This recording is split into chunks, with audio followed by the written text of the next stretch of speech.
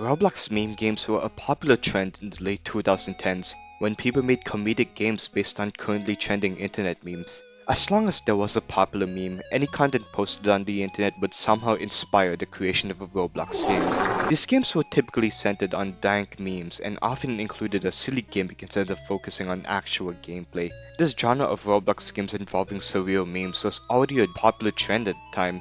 However, as memes slowly died throughout the passage of time, so did these games. So in this video, we're gonna be revisiting many pre-2020 meme games to see if they still hold up until now. Spoiler alert, most of them don't, they just don't. I'll only cover meme games that feature actual gameplay rather than one-to-one recreations of existing memes, or games where I have little to say about it. Like, what am I supposed to say about Steam Hams?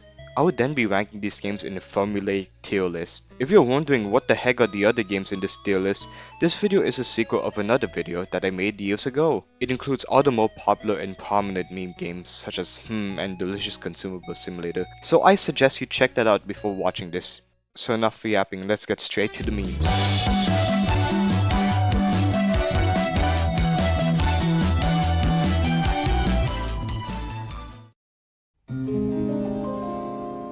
For some reason, the 2010s internet was obsessed with the famous DreamWorks ogre character SHREK, to the extent that he was often treated as a god. He was the face of the internet for a long time, being used for ironic surreal memes and had one awful copy pasta. Due to SHREK's immense popularity, many Roblox games even until now include him due to his insane charisma. However, out of all of these SHREK games, the most notable one is easily SHREK The Force Awakens.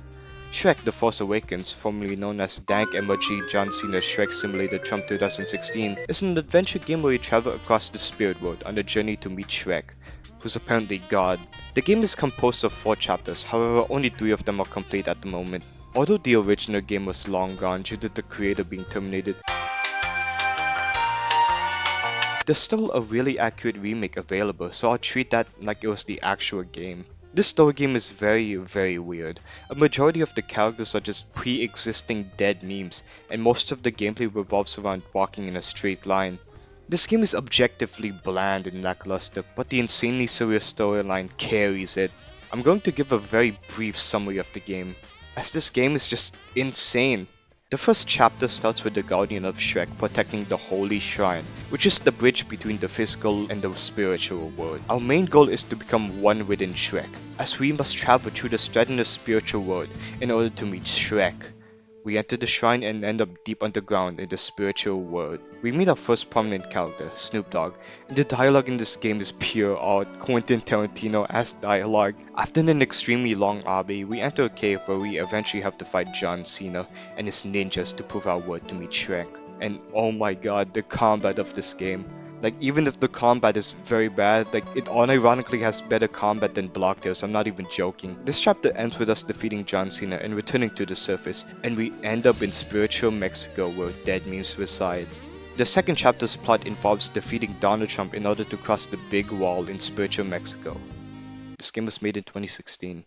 After walking in a straight line, we enter inside of the wall and meet the Choompa Loompas. In order to destroy the wall, we must hack inside the wall's computer system in order to cure Cyber Donald Trump. Okay, how do you even come up with this convoluted ass plot? Still though, it's insane how this has a more well-written narrative than Blocktail. After some wacky computer hijinks, we entered the Court of the Crimson King. One thing I really like about this game is its meme-heavy music.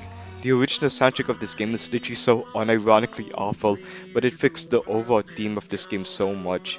Almost every song is a mashup remix of Smash Mouth's All Stars. We were literally doing anything back then.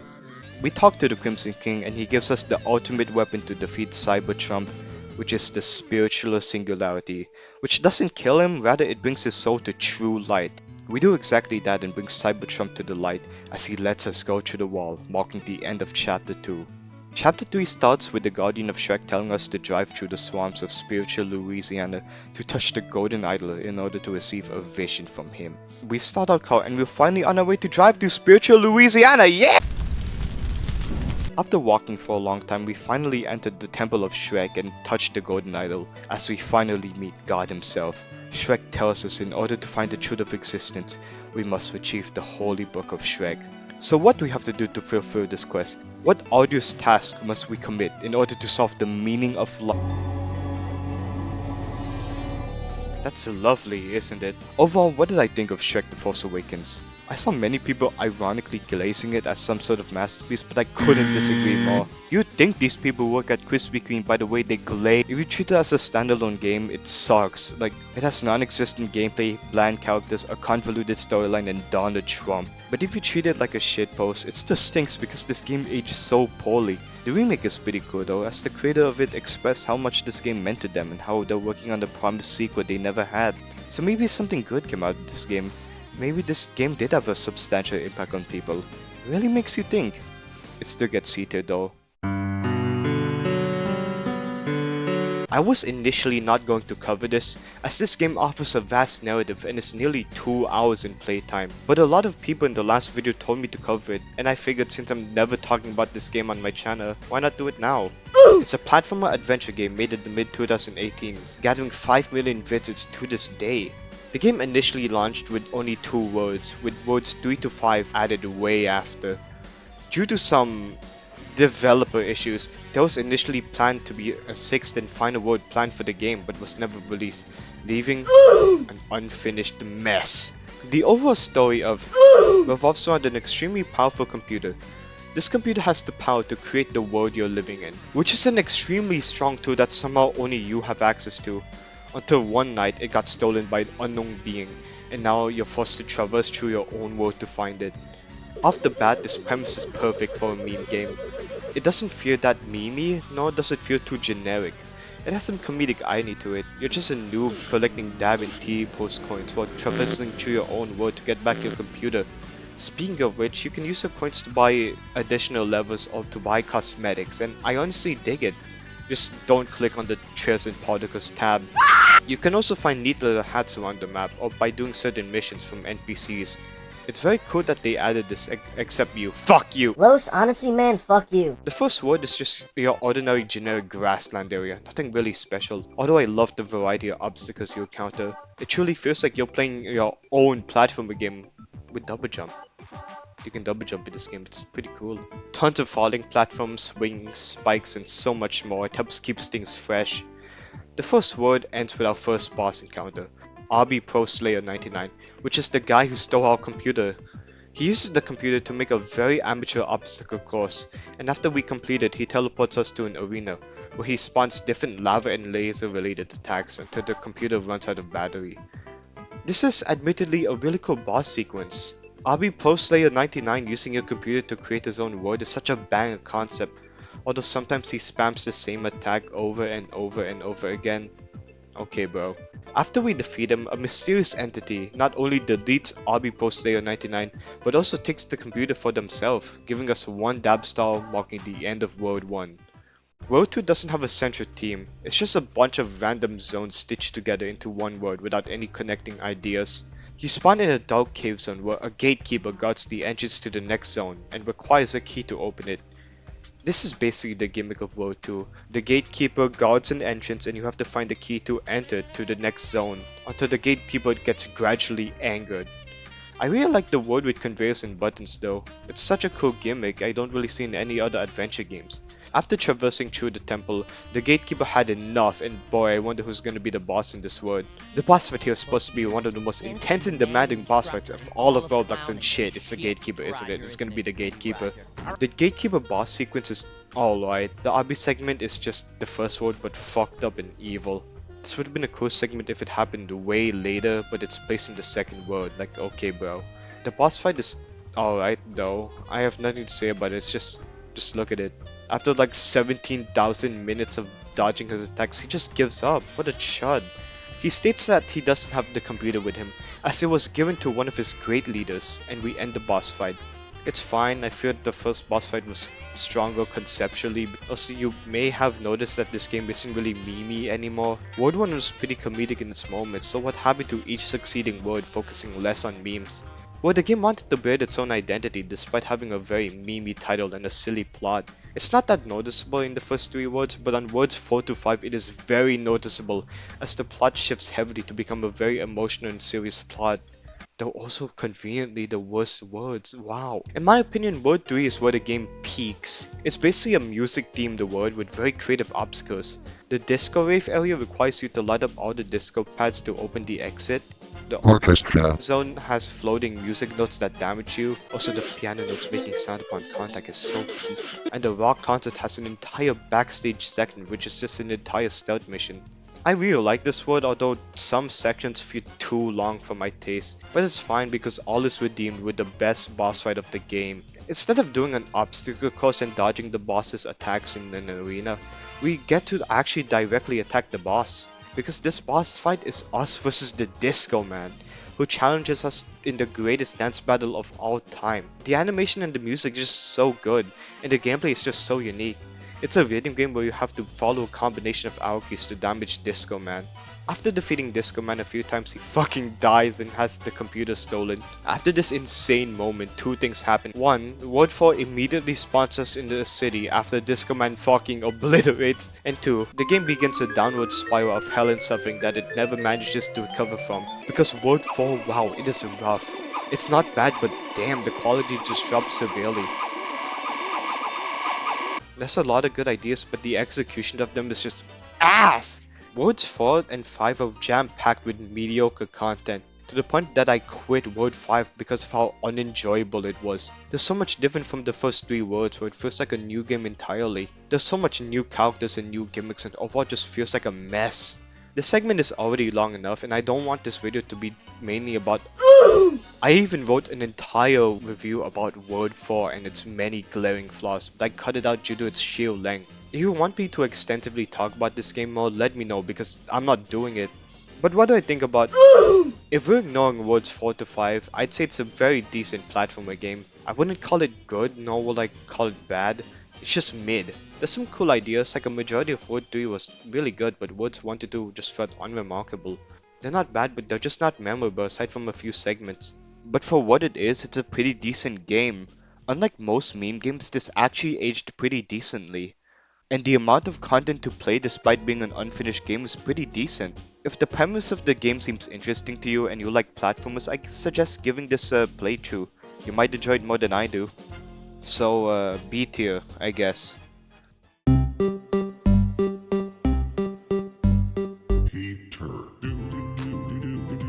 How did we genuinely watch this back then? It's so shit! The internet used to be genuinely obsessed with the Marvel character Thanos. Especially on Roblox of all places. In fact, there's this super specific genre of Roblox games that revolves around every player trying to kill or survive Thanos. And THANOID was one of them. THANOID's concept is very simple. It's a juggernaut boss fighting game where every player has to kill THANOID. There's a reason why the server size is 50 players, by the way, look at this. It is mere impossible to kill THANOID alone. He has so much powerful insta-kill attacks that merely loop killing him all by yourself would take so long. You need an army just to damage him by a significant amount. So I got my gang in the Discord server and pinged them to notify the greater threat, and only 2 people joined. Yeah, of course, only 2 people joined. If you look at old YouTube videos about this game, you can see how batshit insane his attacks are. THANOID is completely unbalanced and is way too powerful against random players. Which would be fine if swords actually did significant damage. They don't. To be completely fair, this game was made in 6 hours, which is a monumental task by itself. Coding and animating an entire boss fight in less than a day is a very impressive thing for a solo developer to do. I'm surprised how this was one of the more popular meme games out there, racking 11 million visits, but overall it's just mid. I'm aware that this game was made for shits and giggles, but that doesn't really excuse it for criticism. The gameplay of loop killing Thanos just doesn't seem that fun for me. Thanos Maze, similar to THANOID, is a game where every player has the task to kill Thanos. Instead of fighting him in an open arena, we fight him inside a dark maze. we're really improving here. I find the gameplay very interesting because instead of finding Thanos, Thanos finds you. When you're within his range, a purple filter appears indicating he is, in fact, near you. Also, loud, obnoxious dubstep music plays. Yeah, did I mention that? Have I even mentioned that yet? Thankfully, there's a sprinting mechanic in this game. However, Thanos is only faster than your walking speed, so once you eventually run out of stamina, you're dead. Thankfully, unlike THANOID, instead of being limited to one weapon, there's a shop where you can find different weapons on them. I found this to be the most useful weapon, not because of the fire rate and damage, but because of a random glitch. You are able to shoot after you die. I didn't want anyone to know I was playing Thanos Maze of all games, so I soloed this game all by myself. My strategy was to approach Thanos, use my stamina while shooting him, and die. It took me an hour to do so, and my god, after doing that, I felt absolutely nothing. That's it? That's the whole game? Oh, I spent 2 hours on that! C2.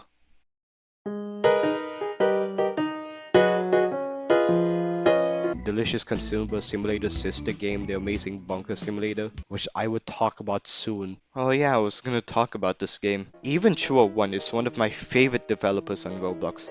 He's most known for developing Delicious Consumable Simulator, Sushi Shop Simulator, and AFK and Wait Till It's Your Magic Number Simulator. I already talked about DCS in a previous video, but if you don't know it, it's basically Russian roulette but with memes. AFK and Wait Till It's Your Magic Number Simulator is an either game where you pick a random 3-digit number and wait for it to get chosen. I have over 2,000 losses in this game. I never won once. Unfortunately, these two games had data storing issues, which made the developer fuse these two games into one, creating the Amazing Bunker Simulator, or DABS for short. DABS is a very complicated game for me to talk about because, no joke, it has hundreds of hours of content to cover. I'm not going to explain everything this game has to offer, and I'm not gonna do it justice either by talking about it here. If you listen to what I say, and if this game somehow interests you, give it a try. The main gist of this game is that you're inside a bunker and players can do jobs to get money to buy different cosmetic items. Allow me to show you the different tasks around the bunker. The first level has a bingo parlor where you AFK for bingo to gain money. Every time you win a bingo, loud obnoxious music plays announcing the whole server about your win. The second level has a suit shop where you can dress up as several dead memes, and a 7-Eleven where you can drink sodas until you die. The third level is a workstation where you can literally work on the computer for money. There's also a section in the level where you can AFK and wait till it's a magic number to get money. Hey, wait a minute. The fourth level is the clinic where you can get cured after getting sick. And the fifth level is my favorite. It's just gambling. Don't you guys love gambling? I'm aware I'm leaving so much stuff, but come on, do you really want me to talk about delivering mail or cleaning vomit puddles? Personally, either simulators aren't my cup of tea. I don't want to grind my life away just for some silly cosmetics. This is a game that needs an insane amount of time and dedication to properly enjoy. I mean, just look at the badge list and you can see the amount of hats there are. It would take actual months just to fully 100% this entire game. I must admit, I did try to do that as I have a good amount of old meme skins, but not to the extent as the remaining player base. You know, it's just a chill game. If you like chill games, you should definitely play this. B tier.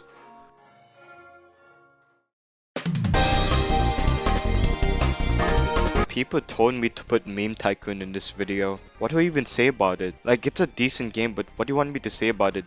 It's a tycoon with memes. It's cool, I guess. In a distant dystopian future, everyone becomes a billionaire by printing their own money. Society has completely collapsed, and now everyone is trying to kill each other with terribly made weapons of mass destruction. Infinite Warfare is a randomizer game where you beat up people with completely randomized meme weapons. The gameplay is pretty basic, but it's fun. It's heavily luck based, which is obvious for a randomizer weapon game, but somehow every weapon feels balanced enough that they don't feel too overpowered or too weak. Most of the weapons are references to certain online media, and I find that very cool. A sharp teleporter could also spawn mid-round where you can get pretty busted weapons using points. The gameplay is fun and all, but what I really adore about this game is its aesthetics. It is my exact cup of tea. I can't really describe the overall visual style of this game, but if I had to, I'd say it's a culmination of early internet media. It perfectly replicates the style of old Roblox games while adding modern elements to it to create its own charming visual identity. It's a good game, what can I even say? I wonder why this game doesn't have any players though. It's sad because I really like the randomizer genre. Except for you don't count, A tier. I'm not joking, this is genuinely one of my favorite Roblox games of all time. I have no legit well-meaningful reasoning.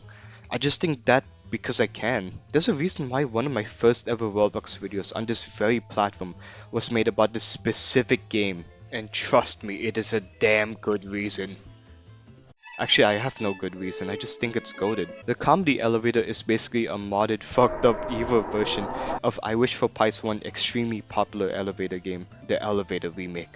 You enter an elevator and traverse through the different meme floors that come through your way. Now, the first thing you might be thinking is, dog, what the hell are you playing? You might even say, why would you, Cracker Snacker? Glaze a game that looks like this!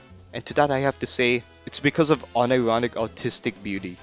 This game objectively sucks, the visuals are rough, the gears are extremely buggy, and the game lacks so much polish. But that's exactly what I love about this game. It's nothing but inside jokes and memes, but I'm completely enamored by it. And no, I'm not even joking, I'm being deadass and real. This game is awesome.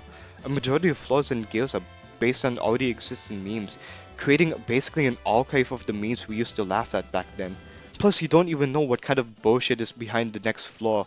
I can't really explain why I love this game as much as I do, nor can I recommend this to anyone, like look at this. But just so you know, although this game is objectively awful, it still holds a very special place in my heart. S tier, no notes.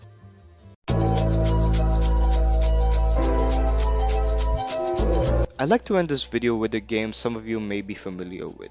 Rockefeller Street is a hangout meme game where you dance to the titular meme song. But when I was about to join this game, I noticed that the description said the final update has been released. What do you mean by this? This game was only relevant for around 1 or 2 years, why is there suddenly a final update? Then I joined the game and was greeted by something very unexpected. Instead of bringing me to the game, it instead took its time to tell a very simple yet effective message about modern Roblox and how much they've taken so much from the player base and community. I'm not gonna narrate or summarize everything that happens here. I personally think you should play this game all by yourself completely blind, but the fact that the developer updated their practically abandoned game to include this segment really says a lot. Since September of 2025, Roblox has been constantly getting rid of old Roblox games for seemingly no reasonable explanation. Over millions of old abandoned Roblox games made by several creators are now privated and deleted. Even those that remained had a 16 plus age lock to it, unless you pay a hefty amount of Robux. You can't even make Roblox games out of pure passion anymore due to the vast amount of restrictions and limitations this platform has had. These meme games, although not exactly aging the best, are still a part of Roblox's rich history. I had to cut off so many meme games for this video because Roblox is horrible at archiving them. I still think even though meme games aren't that well aged or that good, we should still embrace them for the impact they had on this platform. Because memes are the DNA of the soul, god damn it. But yeah, this game's alright. C tier, I guess. I mean, you just dance through space. So in conclusion, what did we think about this video? What did we learn in this video? What can we achieve through the messages of this video? Nothing. It's just that memes are funny, I guess. That's it. Yeah.